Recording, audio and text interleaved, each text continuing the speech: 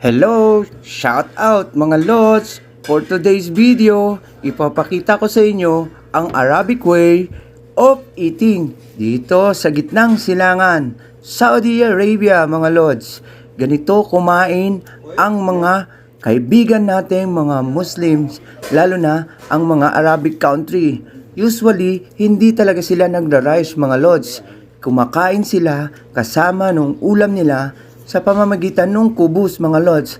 Ano ba yung kubus? Tinapay lang nga pala to mga lods. Ito nga pala ay parang ostya. Yung lasa niya actually wala siyang lasa mga lods. May iba't ibang klase ng kubus mga lods. May iba't iba ding kulay mga lods. Nga pala, ang kubus ay salitang Arabic mga lods.